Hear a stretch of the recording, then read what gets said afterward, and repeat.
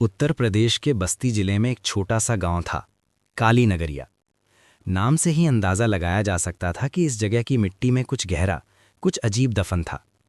चारों तरफ खेत, बीच में नीम और पीपल के पुराने पेड़ और पूरब दिशा में एक जर्जर मंदिर, जिसकी दीवारें इतनी पुरानी थीं कि उन पर उगी काई ही अब उनका सहारा थी। गांव के लोग कहते थे कि उस मंदिर के पास अमावस्या की रात को जाना मतलब खुद मौत को दावत देना। न बच्चे, न जवान, न बूढ़े, कोई नहीं जाता था। लेकिन एक था, राहुल। राहुल यानी राहुल शुक्ला, उस शहर का लड़का जिसे इन सब बातों पर हंसी आती थी। वो लखनऊ में पढ़ता था, ऊंचे कॉलेज में तर्क और विज्ञान की भाषा में सोचता था। जब उसके दादाजी का देहांत हुआ और उसे गांव आना पड़ा तो उसे उम्मीद नहीं थी कि ये यात्रा उसकी जिंदगी बदल देगी। दादाजी अपने आखिरी दिनों में बहुत अजीब अजीब बातें करते थे। राहुल की माँ ने बताया था कि उनके दादा रात को बड़बड़ाते थे, उसे मत छोड़ो, वो वापस आएगी, अमावस्या को दरवाज़ा मत खोलना। राहुल ने सुना था, हंसा था और भूल गया था। लेकिन जब वो गांव पहुंचा रात के लगभग 10 बजे और देखा कि घर के दरवाजे पर काले धागे बंधे हुए हैं, नींबू और लाल मिर्च टंगे हैं और घर के बड़े बुजुर्ग किसी के नाम का जिक्र करने से कतरा रहे हैं, तो उसके मन में एक हल्की सी बेचैनी जागी। उसने अपने चाचा से पूछा। चाचा ने टाल दिया। चाची ने कहा, बेटा यहाँ की बातें यहीं रहती हैं, तू शहर का बच्चा है, इन सब में मत पड़। लेकिन राहुल को उस रात नींद नहीं आई, और वो रात थी कार्तिक अमावस्या की रात। रात के करीब 11 बजे राहुल बाहर बरामदे में बैठा था। तभी पड़ोसी काका रामदीन काका अपने खटिया पर बैठे बैठे आ गए। वो 80 साल के थे, पर आंखें अभी भी पहनी थीं। उन्होंने बिना किसी भूमिका के कहा, जानता है इस गांव में 30 साल पहले एक औरत मरी थी, सुखिया। उसकी मौत नहीं हुई थी, उसे मारा गया था, और वो आज भी यहाँ है। राहुल ने हंसते हुए पूछा, काका भूत प्रेत में विश्वास करते हैं? रामदीन काका ने उसकी आंखों में देखा और बोले, बेटा विश्वास करने या ना करने से वो आना बंद नहीं करती। हर अमावस्या को वो उस मंदिर की तरफ से आती है। जो भी उसे देखता है उसकी जिंदगी बदल जाती है। राहुल ने उस रात सोचा, सुबह उस मंदिर को देखने जाएगा, बस देखने। रात के करीब 12 बजे जब पूरा घर सो गया था और बाहर सन्नाटा पसरा था, राहुल को अपने कमरे की खिड़की के पास से एक आवाज़ सुनाई दी। पहले लगा हवा है, फिर लगा कोई जानवर है, लेकिन जब तीसरी बार आवाज़ आई तो वो हवा नहीं थी, जानवर भी नहीं। वो एक औरत के रोने की आवाज़ थी, धीमी, टूटी हुई, जैसे दर्द सालों से जमा हो और अभी बाहर निकल रहा हो। राहुल का दिल एक पल के लिए रुका। उसने खिड़की के पर्दे हटाए। बाहर अंधेरा था, वैसा अंधेरा जो सिर्फ गांव की रातों में होता है, जब बिजली ना हो, चांद ना हो और तारे भी बादलों के पीछे छुपे हों। कुछ नहीं दिखा, लेकिन आवाज़ बंद नहीं हुई। राहुल ने खुद को समझाया, कोई बच्चा होगा या कोई बीमार बुजुर्ग। वो वापस लेट गया, पर नींद नहीं आई, और आधी रात के बाद जब आवाज़ धीरे धीरे मंदिर की दिशा से आने लगी तो उसके रोंगटे खड़े हो गए। अगली सुबह राहुल ने रामदीन काका से सुखिया के बारे में पूरी बात जाननी चाहिए। काका पहले नहीं बोले, पर जब राहुल ने जिद की तो उन्होंने धीरे धीरे कहा, सुखिया इस गांव की बेटी थी, खूबसूरत, साहसी और तेज दिमाग वाली। 30 साल पहले उसकी शादी गांव के जमींदार के बेटे से हुई, पर जमींदार का परिवार उसे बर्दाश्त नहीं कर पाया।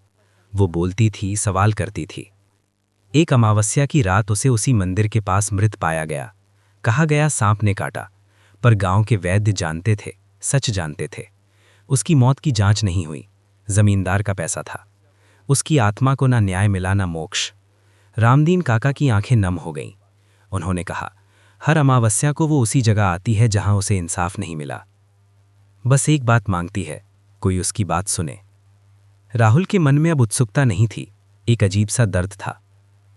दोपहर को जब धूप तेज थी और राहुल को लगा कि दिन के उजाले में कुछ नहीं होगा, वो उस मंदिर की तरफ निकला। मंदिर गांव से लगभग 500 मीटर दूर था, एक पुराने बरगद के पेड़ के पास। पेड़ की जटाएं जमीन तक लटक रही थीं, जैसे किसी बूढ़े का बिखरा हुआ बाल। मंदिर की दीवारें काली पड़ चुकी थीं और अंदर से एक सीली पुरानी गंध आती थी। राहुल अंदर गया। एक पुरानी मूर्ति थी, देवी की, पर उस पर सिंदूर इतना चढ़ा था कि चेहरा लाल हो चुका था, जैसे रो रही हो। मंदिर की एक दीवार पर कुछ लिखा था, पुरानी भाषा में। राहुल ने तस्वीर ली। बाद में जब उसने किसी जानकार को दिखाई तो पता चला कि वो लिखावट थी, जिसने मुझे मारा मैंने उसे माफ नहीं किया, जो सुनेगा उसे बताऊंगी। राहुल की उंगलियां थरथराईं। राहुल को उस रात जाना नहीं था, उसने सोचा था नहीं जाएगा, पर जब रात के 1 बजे उसके फ़ोन पर उसके नंबर से एक मिस्ड कॉल आई, जबकि फ़ोन उसके हाथ में था, तो उसके होश उड़ गए। उसने देखा, इनकमिंग कॉल, राहुल शुक्ला, उसका अपना नाम, उसका अपना नंबर। कांपते हाथों से उसने टॉर्च उठाई और घर से बाहर निकला। वो नहीं जानता था क्यों जा रहा है। कोई खिंचाव था, न डर का, न साहस का, बस एक अजीब सी ज़रूरत। रात घोप अंधेरी थी, अमावस्या, कोई तारा नहीं। ठंडी हवा थी जो पत्तों को नहीं हिला रही थी, बस राहुल के बालों को छू रही थी। मंदिर के पास पहुंचा। टॉर्च की रोशनी में बरगद की जटाएं भूतों सी लग रही थीं। उसने मंदिर के दरवाजे पर कदम रखा और तभी उसे दिखी। मंदिर के कोने में देवी की मूर्ति के पास एक सफ़ेद साड़ी में एक औरत बैठी थी। उसकी पीठ राहुल की तरफ थी। बाल खुले थे, काले, लंबे, उलझे हुए। वो हिल नहीं रही थी। राहुल का गला सूख गया, उसके पैर जम गए, टॉर्च कांपने लगी और फिर धीरे धीरे वो औरत मुड़ी। उसका चेहरा था बिल्कुल इंसान जैसा, पर आंखें नहीं थीं। बस 2 काले गड्ढे थे, जैसे रात वहां जम गई हो। राहुल भागना चाहता था, पर भाग नहीं पाया। उसके पैर जमीन में धंसे थे जैसे। वो औरत उठी, चलने लगी, नहीं तैरने लगी। उसके पांव जमीन से नहीं लग रहे थे। वो राहुल के पास आई और बिल्कुल पास आकर रुकी। राहुल को उसकी सांस महसूस हुई, ठंडी, बर्फ जैसी ठंडी। और फिर उसने बोला, मेरी बात सुन। जो बताया, जो राहुल ने सुना। राहुल जानता था कि चिल्लाने से कुछ नहीं होगा। वो वहां अकेला था। उसने हिम्मत जुटाई और बोला, बोलो। और फिर उस औरत ने बोला। उसकी आवाज़ जो पहले रोने जैसी थी, अब शांत थी, टूटी हुई पर साफ। उसने बताया कि कैसे उसके पति ने उस रात उसे जहर दिया था, कैसे उसके सास ससुर ने छुपाया था, कैसे गांव के मुखिया ने, जो उसके ससुर का दोस्त था, सब दबा दिया था। उसने एक नाम बताया, हरि प्रसाद, जमींदार का बेटा, जो अभी भी उसी जिले में था, एक बड़ी कोठी में। मुझे न्याय नहीं चाहिए बेटा, बस कोई एक इंसान हो जो सच बोले, बस एक, ताकि मेरी माँ की आत्मा को पता चले कि उसकी बेटी ने कुछ गलत नहीं किया था। राहुल की आंखें भर आईं। वो अब डरा हुआ नहीं था, वो दुखी था। जब पहली किरण आसमान में फूटी, वो औरत धीरे धीरे धुएं की तरह मिट गई। बस एक ठंडी हवा रह गई और फूलों जैसी एक पुरानी महक। राहुल लखनऊ वापस गया, पर सुखिया की बात उसके साथ गई। उसने एक पत्रकार दोस्त को सारी बात बताई। उसने उस पुराने मुकदमे की फाइलें खोजीं। 3 महीने की मेहनत के बाद एक स्थानीय अखबार ने वो कहानी छापी। 30 साल पुराना सच। हरिप्रसाद उस वक्त का तो बच गया था, पर उसके बेटों पर समाज का दबाव पड़ा। गांव में सुखिया के नाम की एक छोटी सी याद बनी। बस एक पत्थर, बस एक नाम। काफी कम, पर कुछ तो था। अगली अमावस्या को गांव के लोगों ने कहा, उस मंदिर से रोने की आवाज नहीं आई। रामदीन काका ने राहुल को फोन पर बताया। उनकी आवाज में एक अजीब सी राहत थी। राहुल ने बस इतना कहा, काका, उसे बस सुनने वाला चाहिए था।